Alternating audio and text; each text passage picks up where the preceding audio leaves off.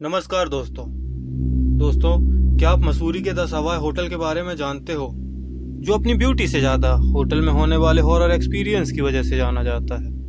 अब देखो, वैसे तो हज़ारों लोग इस होटल में जाते हैं, लेकिन गाइस, लोगों के एक्सपीरियंस के हिसाब से जो भी इस होटल में जाता है वो इस होटल में जाने के बाद दोबारा किसी होटल में जाने का सोचेगा भी नहीं।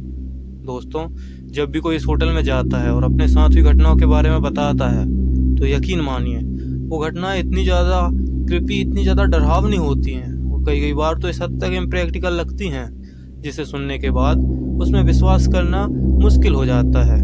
दोस्तों, लोगों की माने तो उन्होंने बताया कि उन्होंने एक ऐसी लेडी को देखा है जो ओल्ड फैशन के कपड़े पहने बालकनी में घूमते नजर आती है। एक लेडी की डरावनी हंसी लोगों के नींदें उड़ा दिया करती और वहाँ के रूम से निकलते वक्त वहाँ के खिड़की दरवाजे एक रहस्यमयी तरीके से अपने आप खुलते बंद होते। अब देखो, ये कोई पंखे या लाइट से जलने वाली चीज़ तो है नहीं जो अपने आप बंद चालू हो। तो आखिर क्या होता है वहाँ पे, इसी के बारे में हम डिस्कस करेंगे, क्योंकि ये मजाक नहीं, द रियल स्टोरी है द सवाई होटल की। हेलो दोस्तों, नमस्कार। आप सुन रहे हैं द हॉरर क्लब, वो भी मेरी जुबानी। उम्मीद करता हूँ आप लोग बहुत अच्छे होंगे। गाइस, इस होटल के बारे में जानने के बाद जब मैंने इसमें थोड़ी सी और रिसर्च की तो मुझे ऐसा पता चला कि 113 साल पहले इस होटल में एक ऐसी घटना घटी थी जो घटनी नहीं चाहिए थी। एक ऐसी घटना जो इतनी ज़्यादा डरावनी, इतनी ज़्यादा खौफनाक थी, जिसे लिटरली गाइस आप लोग सुनोगे तो आपके रोंगटे खड़े हो जाएंगे। आखिर क्या हुआ था उस रात, ये जानने से पहले आप एक स्टोरी सुनो। 3 दोस्त जिनका नाम राहुल, अंकित और चमन था, इन्होंने इन सारी बातों को जो द सवाई होटल में घट रही थी उन्हें महज एक अंधविश्वास माना।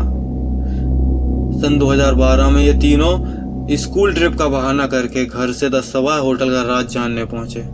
दोस्तों, तीनों दोस्तों में राहुल एक ऐसा बंदा था जो इन सारी बातों को जो द सवाई होटल में घट रही थी उन्हें महज एक अंधविश्वास मानता था, जिस चक्कर में राहुल इस होटल में काफी दिनों तक रुकना चाहता था। राहुल का इस होटल में रुकने का मेन रीजन यहाँ का इंटीरियर डिजाइन और आर्किटेक्चर है, जो कुछ इस कदर डिजाइन किया हुआ है दोस्तों, जिसे आप भी फील करोगे तो पाओगे कि आप 150 साल पहले अंग्रेजों के जमाने में पहुंच गए हो।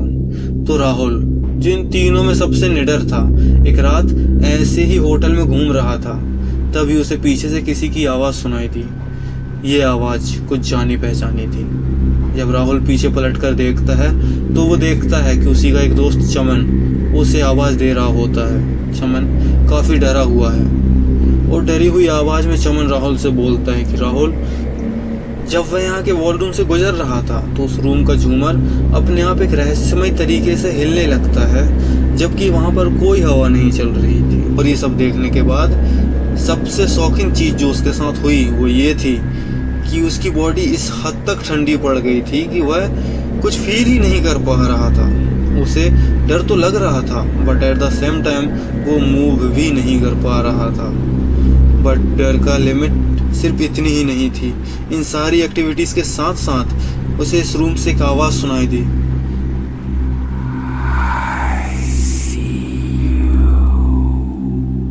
जैसे ही आवाज एंड होती है सब कुछ नॉर्मल हो जाता है।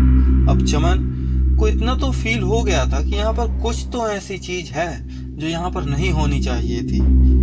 अब चमन जब ये सारी बातें राहुल को बता रहा होता है तो राहुल के होश उड़ जाते हैं, लेकिन साथ ही उसे कुछ याद आता है। वह दौड़कर अपने रूम जाता है और एक बुक उठाता है, the mystery of Mussoorie bye Russian bond. और वह जैसे ही उस बुक को पढ़ता है उसे समझ में आ जाता है कि अंदर चल क्या रहा होता है।